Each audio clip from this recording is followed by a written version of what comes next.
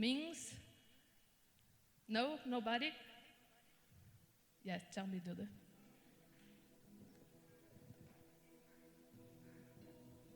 Someone that has impact. Someone that you admire, okay. Anybody else? What is an influence, or what is to influence someone? No? Okay, now I know what is Nicholas is being through this whole time when he says, people talk to me. It's very difficult when we ask something and nobody answers. But that's fine. So I did my research, and influence, according to Google, means the capacity to have an effect on the character, development, or behavior of someone or something, or the effect itself. So basically it is to have the capacity to influence someone to do something or act like something. Okay, so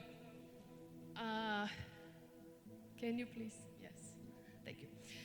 So when I was thinking about this message, I give this name to the message, the Jesus effect. And if you go to slide number 3 now, I have a question for you. And I would like someone, maybe 3 people, to help me answering this question, which is, if you could be like someone else, or if you could look like someone else, who would you like to be? So, Gigi, if you could be someone else, who would you like to be? Anyone? Come on, help me. Anyone? Someone, please. Okay, she said me. All right. Thank you, Gigi. Anybody else? I'd like at least 3 people to share with me an answer. There is no right, there is no wrong.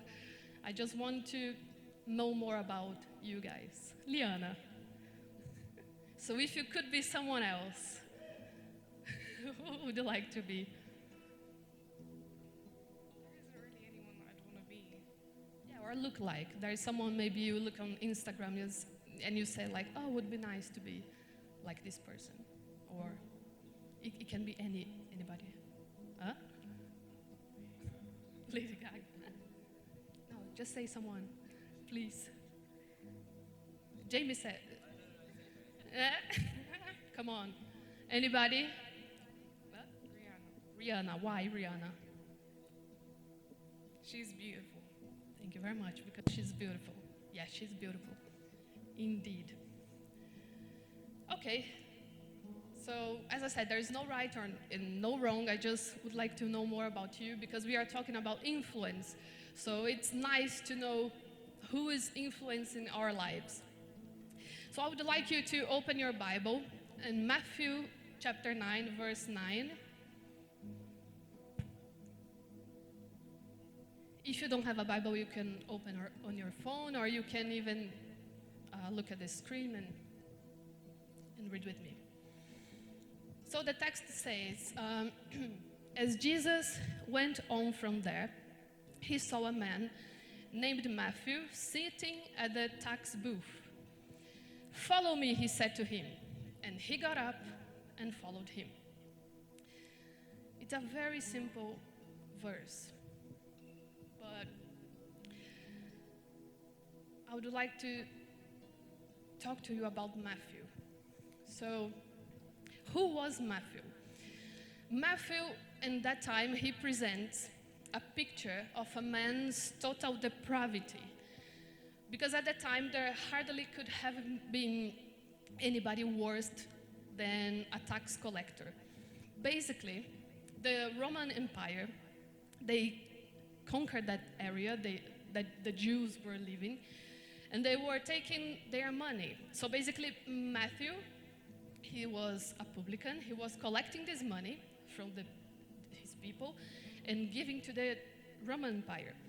So everybody was looking at him like a traitor, like someone he was like someone that nobody liked at the moment.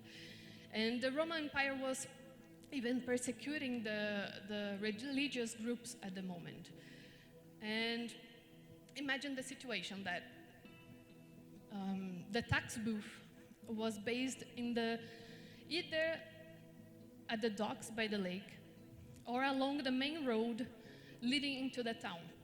So which means that everybody could see Matthew. So everybody, I don't know, was walking in the city and they could see Matthew. And he was there inside this cabin, or I don't know how exactly a tax booth looked like, but he was there taking the money, and everybody was looking at him and just, I think they were looking at him and saying bad words like, come on, look at this man, he's taking our money and give it to the enemies. And there is a fun fact that if we stop to think, so Matthew, he was based in the middle of the city, so everybody could see him, and also he could probably see Jesus. So probably he saw Jesus many times, and he was well aware of some of Jesus' greatest work. But even seeing Jesus many times, he didn't do anything. He was there inside this booth, just working, taking the money, and yeah, he was there. Because his sinful heart was indisposed to answer to this word. Because imagine, everybody knows when you are doing something wrong, correct? Like, I know if I do something wrong, I'm capable to look at myself and think like, okay, I'm doing something wrong. So imagine that Matthew, that everybody was pointing the finger to him and saying, what he's doing is not right. And he's just there working, and he was probably seeing Jesus and what he was doing, and he was like, okay, I'm a sinner, so I'm just gonna stay here, and that's it. And then when we go to the Bible, Jesus once explained this, because he said, in John chapter 6, verse 44, he says, no one can come to me unless the Father who sent me draws him. So, I don't know about you, but this story of Matthew's call to follow Jesus, it is fascinating and has a lot to teach us. So first of all, just 1 second.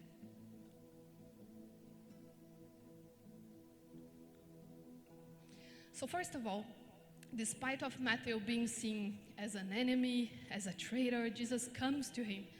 Jesus loves him, and Jesus calls him. And in the other hand, we have Matthew that knows that what he's doing is wrong, and like nobody's coming to him like anytime just to point a finger saying what you're doing is wrong. And suddenly the man that is doing miracles that everybody's talking about just comes to him in his direction and says, get up and follow me. So here is a perfect example of what I call a simple call and a simple response. Because Jesus doesn't, because when Jesus calls Matthew to follow him, he basically says, leave everything behind, leave your past behind, leave your mistakes behind, and everything you've done, just come and follow me.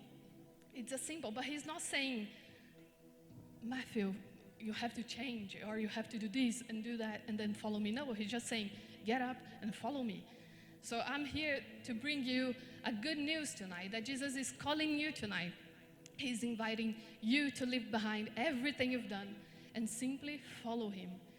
It's a simple call and it's a simple response.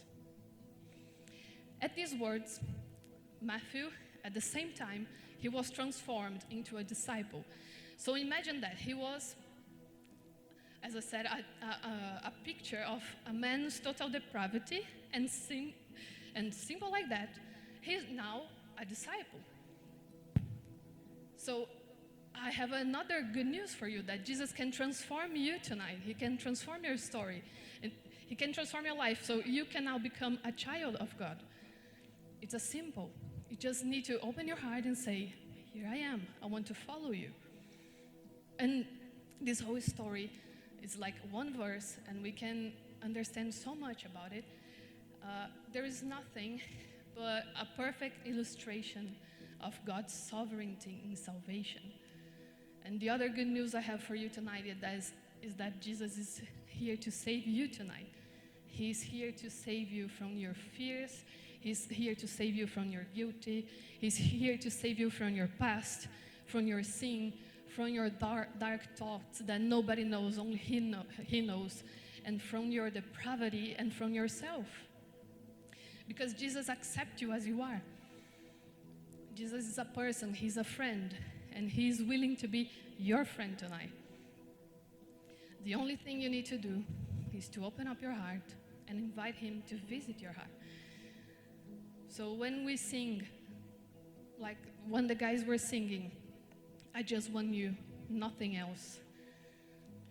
If you stop and think about it, it's so powerful because you're basically saying, Jesus, I don't want anything. I don't want money. I don't want to be famous. I don't want to be rich. I don't want to have the best job in the world. I just want you and nothing else. It's simple, but in the same way, it is so difficult. Because I know it is difficult to leave everything behind and say, Jesus, I just want you. I don't want anything else. So when we start thinking what changed in Matthew's life after this calling. So as I said before, he was a tax collector, and then now he is a disciple, and he left everything behind. And Jesus just said, follow me. He didn't, as I said, he didn't say, follow me only when you do this, or only when you change your lifestyle. There is no conditions attached at all. Jesus just accepted Matthew exactly as he was and loved him as he was. But does it mean that Matthew didn't change, so he stayed the same? No, because if we continue reading the story, we're going to see that Matthew, he now becomes an evangelist, and with the other disciples, he spread Jesus' message through the whole Middle East. So we can see the transformation. We can see that he changed. Before he was just asking for money, then suddenly he's traveling through the Middle East and just spreading Jesus' message. And you know, the other day I was thinking that I remember when I was younger, and even sometimes I still hear things like that.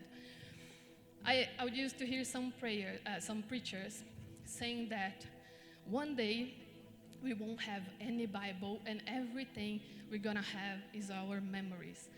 And I remember by that time, I used to think like, okay, all right, let's see. Because it was so far from my reality, thinking that, okay, one day we're not gonna have any Bible.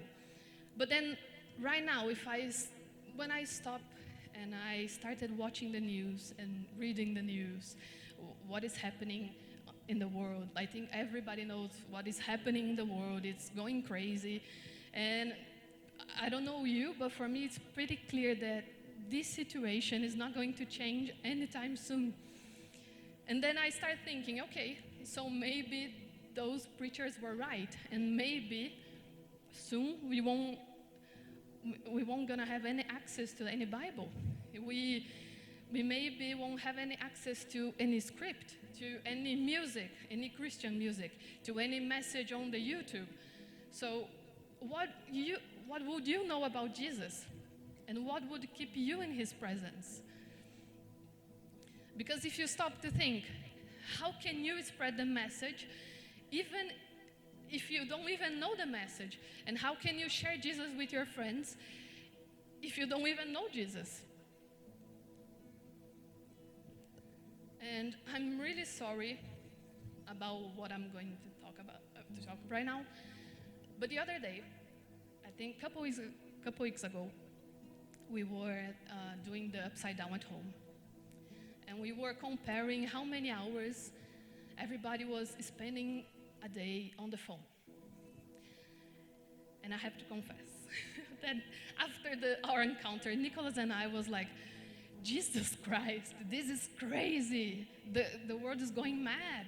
Because some of you, listen, I don't want to judge anybody, but just think, Some of you are spending around 7, 8, 9, even 10 hours a day on the phone doing something important.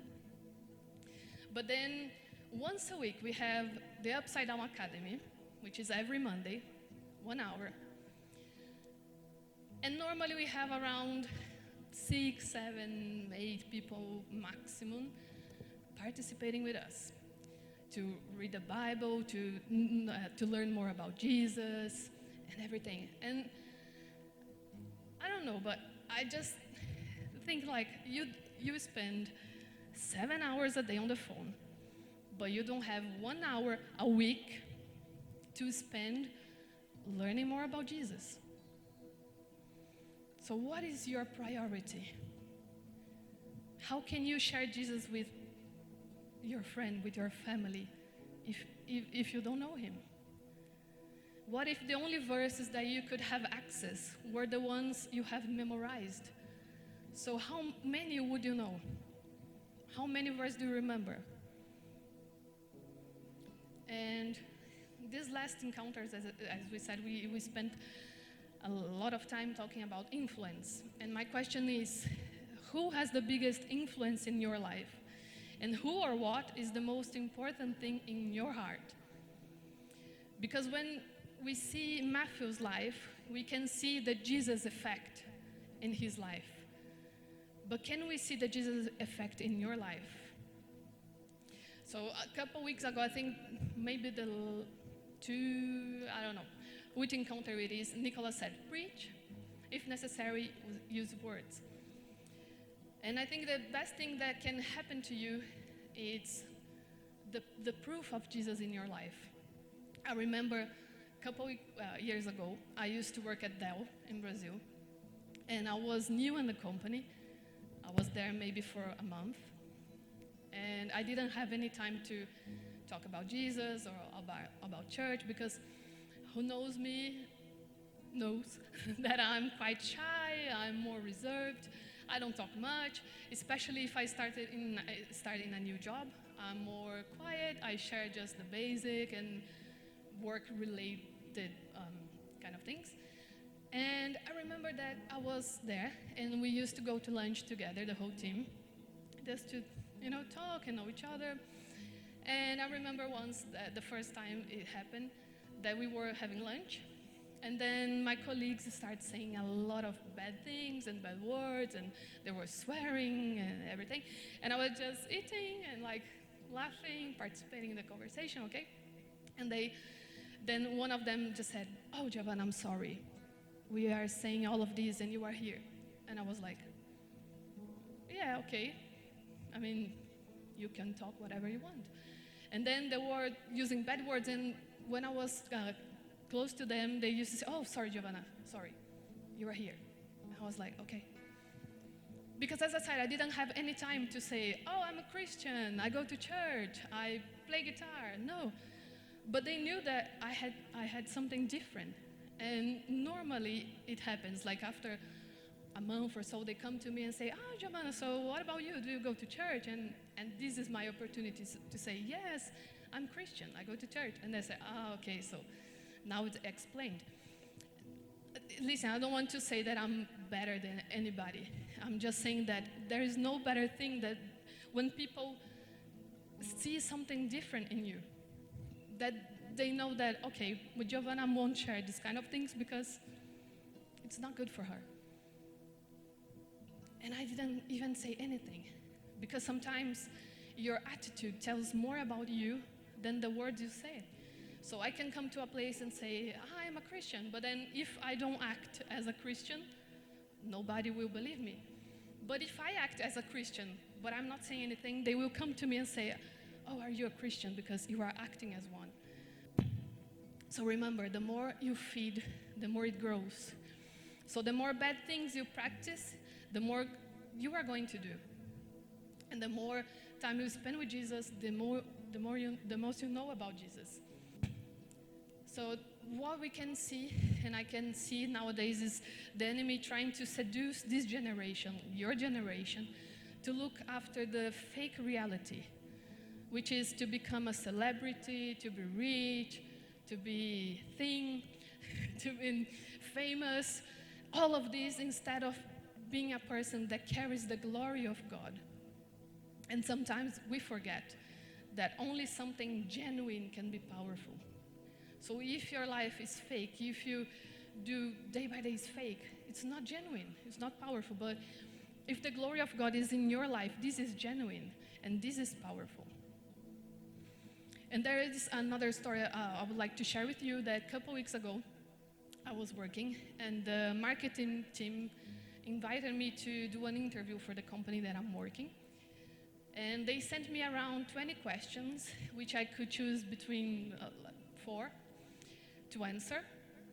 And then I choose one that was asking, if you could have a famous person as your mentor, who would it be and why? And then I was thinking about my answers, and I said, Nicholas, can I make you some questions, and we're gonna compare, because I'm insecure and I just want to, compare if my answers are good enough. And then I made him this question, and I was expecting him to say Steve Jobs, because we always say Steve Jobs. But then I asked him, so if you could have a famous mentor, who would be? And I was expecting him to say, Steve Jobs. But then he said, what I would answer and what I think you should answer. I said, what? And he said, Jesus. And I was like, Jesus? I didn't even think about it. And he was like, yeah, Jesus, come on. Think about his story. He lived more than 2,000 years ago, and we are still talking about him. So what a legacy. Like, we share his message, people are fighting for him around the whole world. We are spreading his message, and then who could be a better example of love, of patience, of forgiveness than Jesus? Who could be a better mentor? And I was speechless. I was like, oh, wow, you got me. So how could I completely forget about Jesus and choose any other mentor for life but no Jesus? It's a shame. And I don't know who you remember in the beginning I said, if you could be like someone or look like someone. I don't know your answer. I hope everybody has an answer. And again, I'm not judging, but I'm just saying, if we have any better influence to our lives instead of Jesus, I think it's time to reconsider. Because the person that has more influence in your life is this person bringing you closer to God. Remember, Jesus is not asking you to change before and come to him later. He's inviting you to follow him the way you are. So he is willing to be your mentor, your savior, and change your story. And it is fun because if we think about Matthew, I don't know you, but I made this question once, like, why did Jesus choose Matthew, the guy that nobody liked it, instead of the good guy? And then after a couple years, I got my answer. And the answer is that Jesus doesn't see you as you are, but he sees you as you are going to be. And that's why he chose all of you, because he doesn't see you as you are. Because maybe you are looking at yourself tonight and say, okay, I'm the worst person in the world. But then Jesus is looking at you and say, this is my child. He loves you. So my desire tonight is that he becomes your only and your greatest desire. Because remember, the most far you go from what is pure, the more empty and dead your life becomes. There is no good life without Jesus. There is no fun enough without Jesus. And to finish, I would like to share another story, and this is the last one. I was at work the other day, I think it was 2 weeks ago, and I was working and I was praying, and I was asking Jesus to give me a message for tonight. And I was telling him, can you please tell me what I should talk about it. Can you please give me a message? It's so hard for me. And then, suddenly, out of the blue, my colleague comes to me, and he said, Gio, you know, I was praying last night, and I put some music to play. And then it played this one. Do you know this music? And he said the name of the music and the band, and I said, yeah, I know this band, but I don't remember this music. And I was with my phone, so he said, okay, so put on your phone and listen right now. And I said, okay. So I opened my phone, I just selected, put the music. And it's crazy because in the same moment, God gave me this message. And then I sent to both of them. I said, guys, please listen to this music. And then I said, can you please play this music for us on a Friday? This music is called Simple Gospel because this is what Jesus is, simple. His call is simple. His love is pure, and his desire is to have your whole heart tonight. And I can tell you from my experience that there is no other place better than his presence. I moved to UK 4 years ago. And before that, I think my last year in Brazil, like I grew up in a church, and I'm playing since I'm 10 years old. But then we got married, I was 22, and we continued as a volunteer in the church.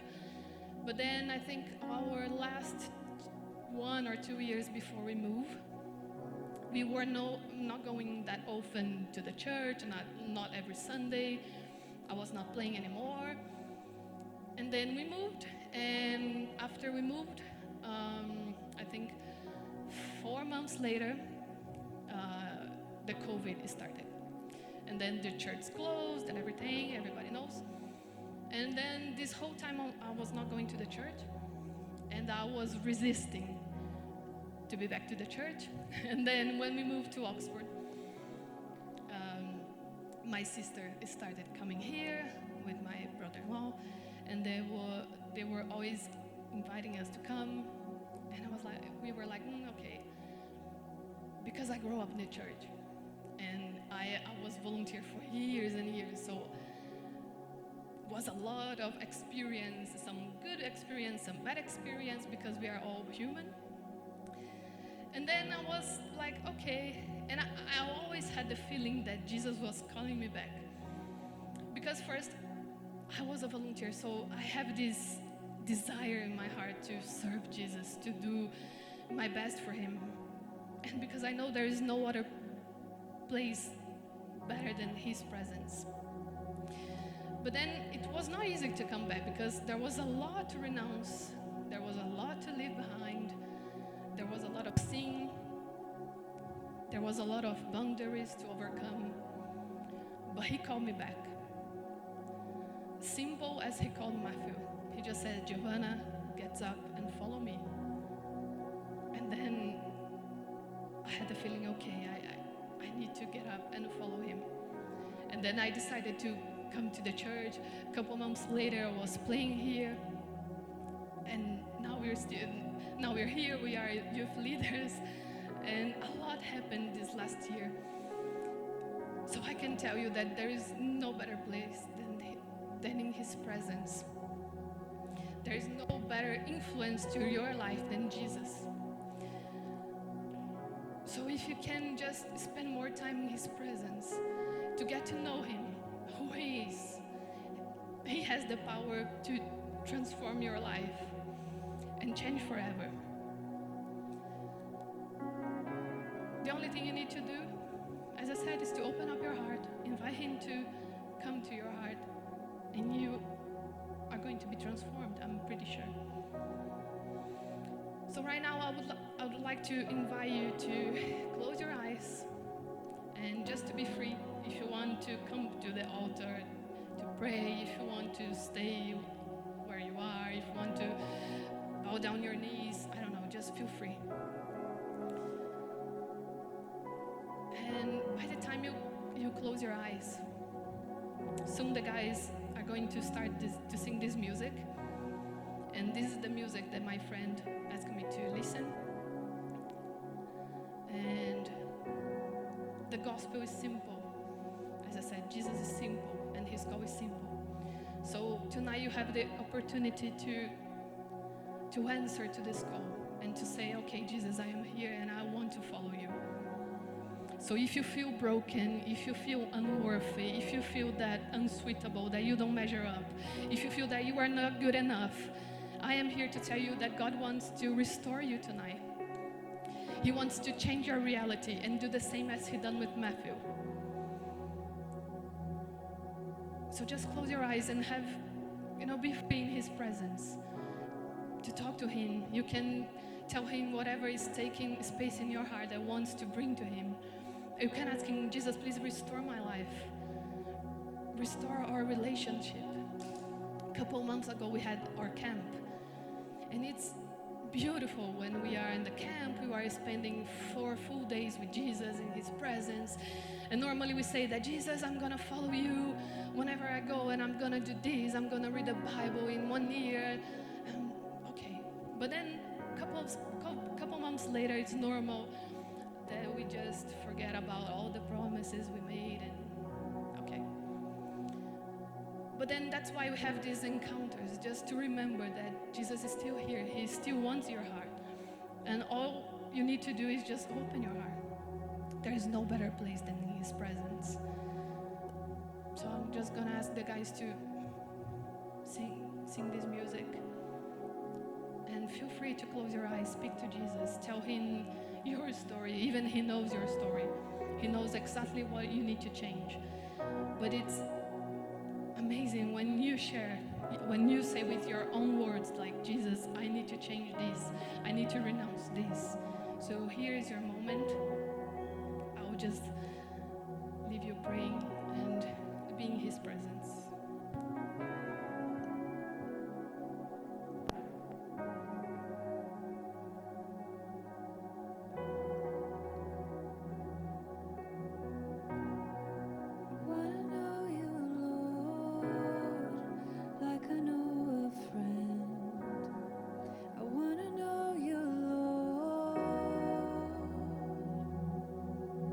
I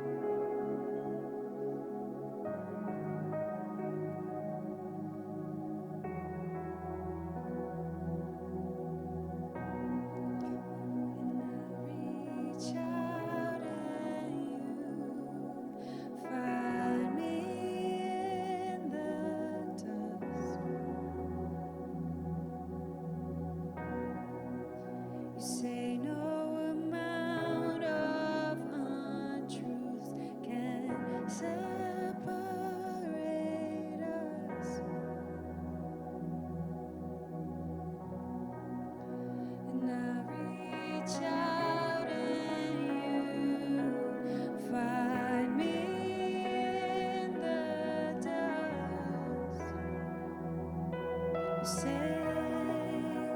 no amount of untruths can separate us.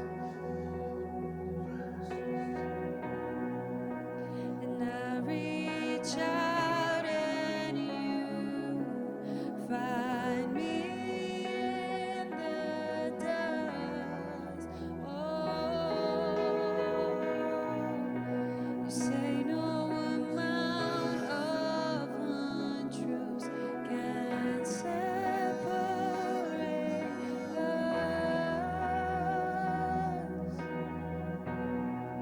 I will rejoice in a simple gospel. I will rejoice in a simple gospel. Can you stand up and sing together? Rejoice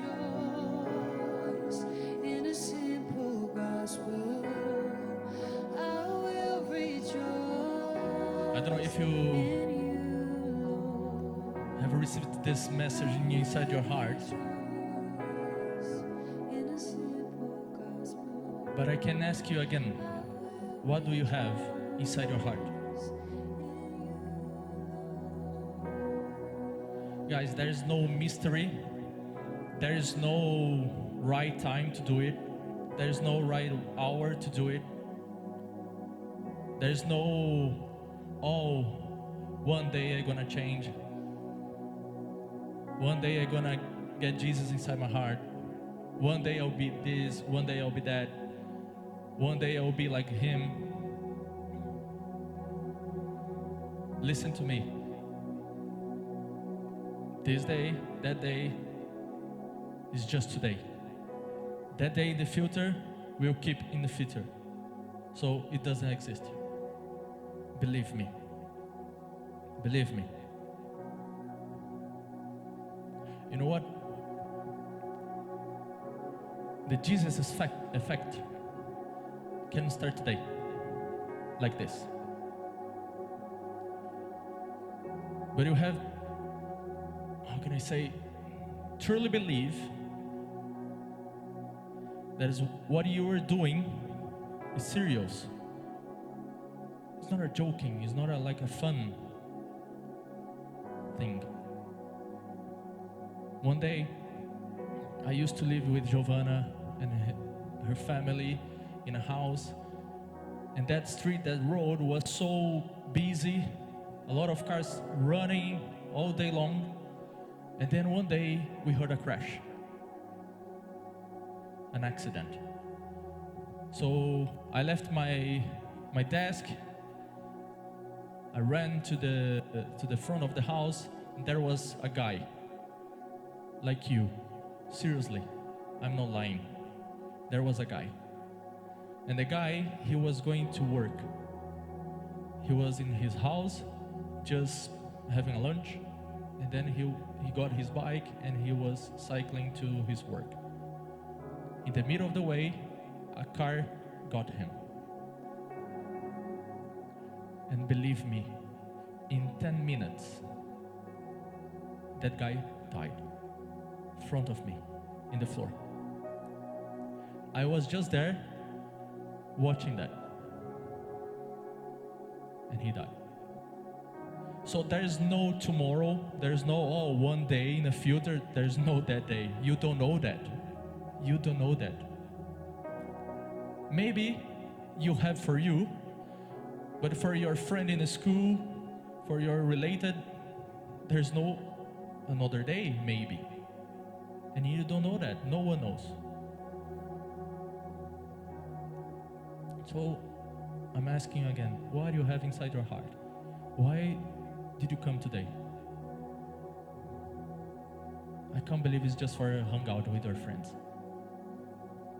So for this moment, put your hand in your heart. Close your eyes. If you believe in the Bible, if you believe there is a God, if you believe there is a Jesus who loves you so much, I've been telling you that every single Friday in Upside Down. If you truly believe that, what are you doing with your heart, with what you are feeling your heart. Giovanna said that there is a lot of influencers and people saying bad things, lies every single day inside your phone, on Instagram, TikTok, whatever. But what do you have inside your heart? So if you have nothing, today you have Jesus. So if sometimes you feel, oh, I'm not too beautiful like I wish, as I wish. I'm not too handsome as I wish. And you are trying, you have some disease, you have some issues in your life, you have a heart broken, you have some, I don't know.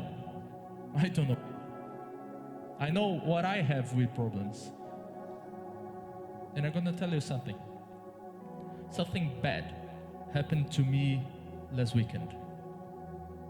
And for a long time, I can't remember the last time I was suffering of anxiety. And I've been telling you, oh, let's fight against the anxiety. And last weekend, I just put my head in the pillow. And my heart was tum, tum, tum, tum, tum. I said, oh, Jesus, what's happening? And I realized, oh, I'm suffering anxiety. But I remember, every single Friday that I'm here up front, standing up, telling you something, I need to leave this. So I just turned, I said, Jesus, you know my problems. You are watching my heart right now. I give you in your hands this anxiety. Put it out of my heart. And I slept like a baby. Jesus effect. So if you have something you are trying to fight against, so if you have something you are trying to stand against,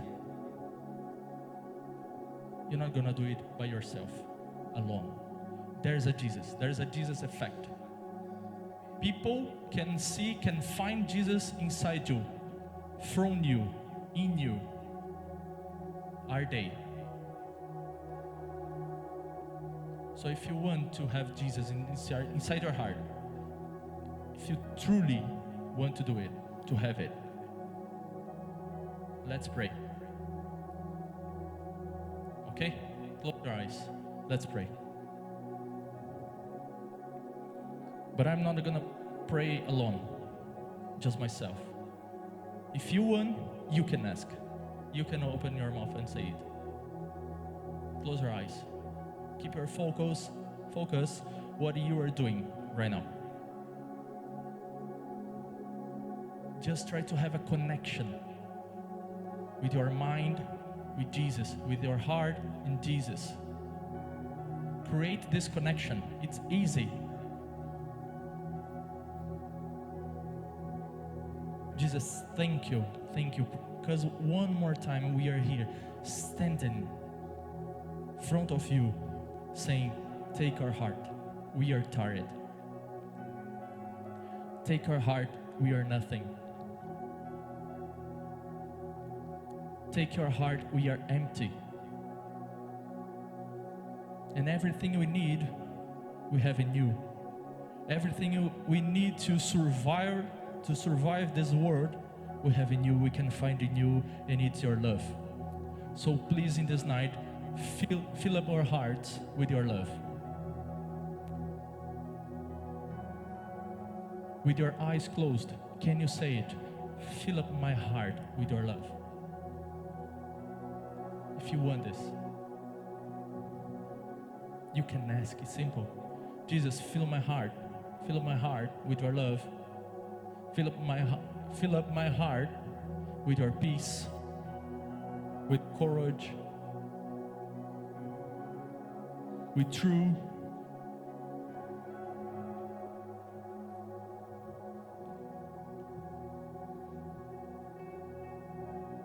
So if you have a big trouble to fight against, and you are feeling alone, come here up front. I'm gonna pray with you.